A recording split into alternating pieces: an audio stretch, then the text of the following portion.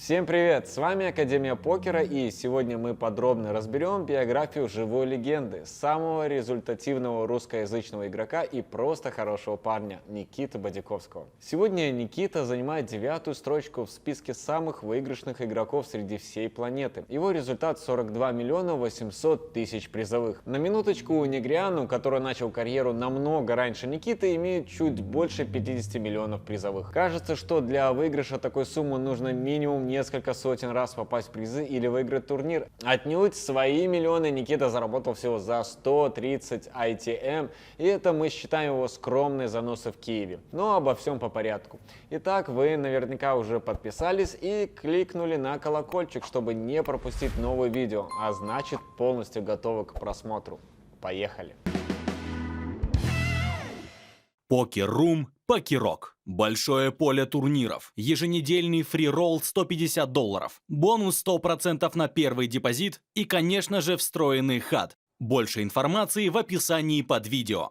Заработать такие призовые к 31 году и играть самые высокие лимиты нельзя на одном везении. Здесь имеет место врожденный талант, которым обладает Никита. Будущий хай-роллер родился в небольшом городке Мозырь, недалеко от украинской границы. С юного возраста Никита увлекался интеллектуальными играми. В основном его внимание привлекали шахматы.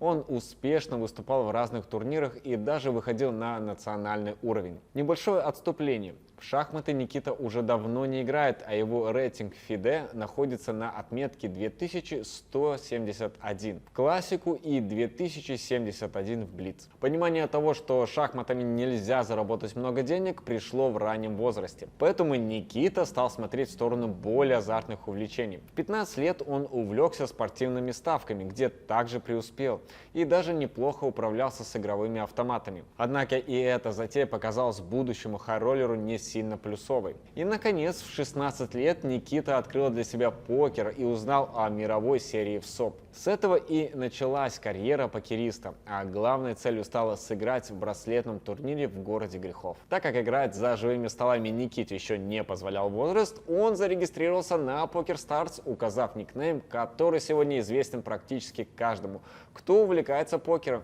Fish 2013. Выбор пал не случайно. Именно в этом году Никита достиг совершеннолетия и смог бы принять участие в мировой серии. Кстати, никнейм Fish 2013 принадлежит Никите только в руме PokerStars. В других комнатах он указывал другие никнеймы. Так что если вы увидите этот ник за пределами красных пик, можете не бояться, это просто подражатель. Первых результатов долго ждать не пришлось. К 18 годам Бадяковский уже стал долларовым миллионером на PokerStars и Full Tilt Poker, а его соперниками были лучшие на то время покеристы.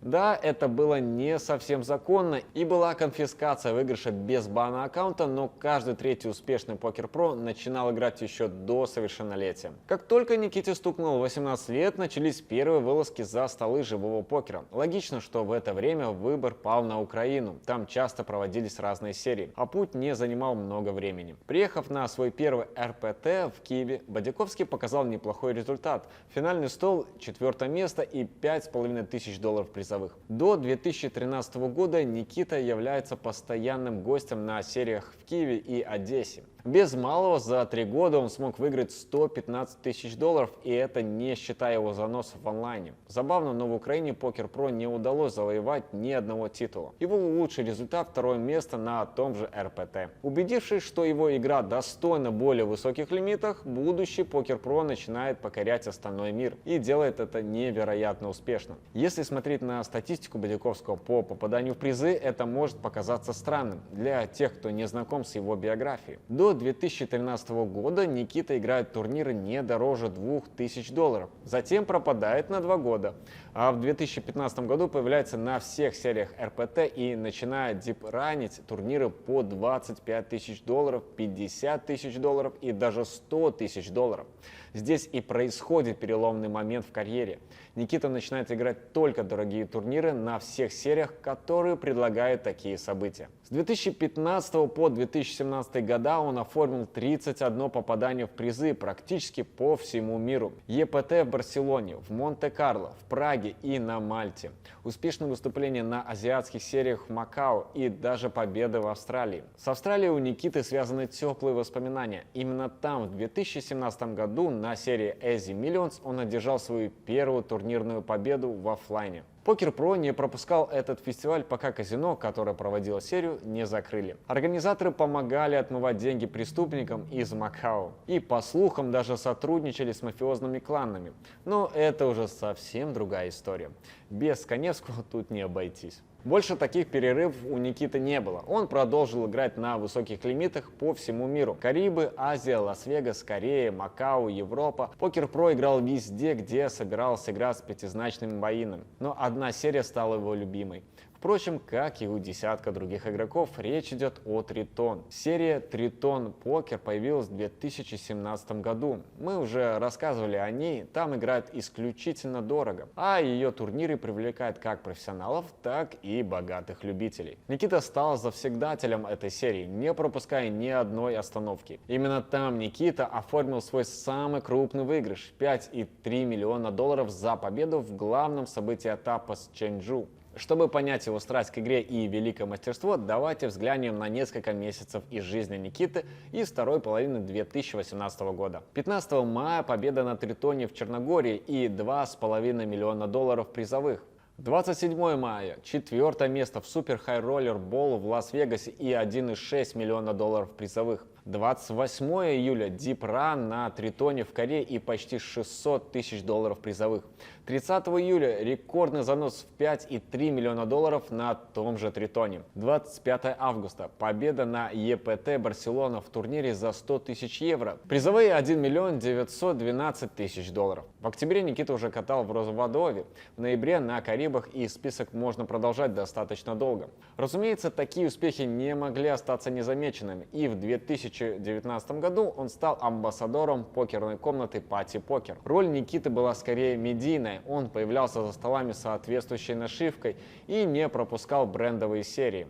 Их сотрудничество продлилось 3 года. В 2022 году Бадяковский оставил пост амбассадора. Нет сомнений в том, что любая покерная комната хочет заполучить себе такого игрока, и с большей вероятностью он получал немало предложений. Но прошел уже почти год, а Никита появляется за столами без каких-либо нашивок. Мировую серию покера нельзя назвать любимой серией Никиты, но он исправно появляется на ней почти каждый год. Примечательно, что почти все игроки приезжают в Вегас, чтобы поохотиться за золотым браслетом. Но только не наша белорусская легенда. Как он сам признался в интервью, его не интересуют золотые браслеты, титулы и награды. Он приезжает поиграть в дорогие турниры. Поэтому повстречать его в Вегасе за столами, где вход стоит дешевле $10 тысяч, практически невозможно. Но несмотря на свое отношение к золотому браслету, у Никиты есть один титул в активе. Он выиграл его в турнире стоимостью $50 тысяч, а его призовые составили чуть более $1 400 000. Турнирные успехи Никиты известны всем, кто интересуется покером, но МТТ не единственная страсть белорусского профессионала. Он начинал свою карьеру, играя на довольно высоких лимитах кэша в онлайне, и продолжает играть за живыми столами, но уже гораздо дороже. Чаще всего Никиту можно заметить на полях серии Тритон Покер, где после напряженного турнирного дня все идут развлекаться в кэш. Выигрыши Никиты в кэше неизвестны. Это могут быть десятки миллионов долларов, учитывая ставки, на которых он присоединяется к игре, а также его дружбу с организаторами Тритона. Они открывают ворота в самые сладкие азиатские поля, где на несколько лет заблудился Том Дван. Никита не слишком публичный человек и не любит появляться на прямых эфирах, но этим летом сделал исключение для Hustler Казино. Забавно, что Никиту посадили с любителями и Покер Про средней руки, которые были не в курсе, что с ними играет настоящая акула покера. Игра шла на откровенно скучных для Бадяковского ставках – 25, 50, $100, что по сути является микролимитами для нашего героя. Но Никита не стал признаваться своим оппонентам, а наоборот заверил их, что он не так уж и силен в кэш. Разумеется, что Бадяковский просто согласился на просьбу организаторов. Разыгрываемых банков на той сессии едва ли хватит на 100 би рабочего лимита белорусам. Как мы уже говорили, Никита не очень публичная личность. Он не ведет социальных сетей, не выкладывает фотографий, а о его личной жизни знают только его близкие друзья. Ну а покерное сообщество узнает все новости из фотографий с покерных серий. Продолжительное время Никита встречался с Меликой Розави, профессиональной покеристкой из Ирана, но похоже, что несколько лет назад их пути разошлись. На последних победных фото Бадяковский запечатлен с украинской покеристкой Дианой, более известной под псевдонимом «Эффект Доплера». Статус отношений неизвестен, но, судя по фото, у Никиты и Дианы все складывается отлично. Сегодня Никита продолжает делать то, что умеет лучше всего – играть в покер и показывать крутые результаты. За половину 2023 года он уже успел заработать более 4 миллионов долларов. И нет никаких сомнений, что он продолжит свое победное шествие. Легенде Беларуси всего 31 год. И у него впереди еще долгая карьера, полная новых титулов и рекордов. На этом наше видео подходит к концу. Надеемся, вам было интересно. И если такой формат биографических роликов вам заходит, рекомендуем посмотреть на канале Академия Покера и другие выпуски. Биография Тома Двана, Дэна Смита и Фила Айви. Спасибо за просмотр, ставьте палец вверх и пишите в комментариях, биографию какого покериста хотите посмотреть в следующий раз. Пока-пока.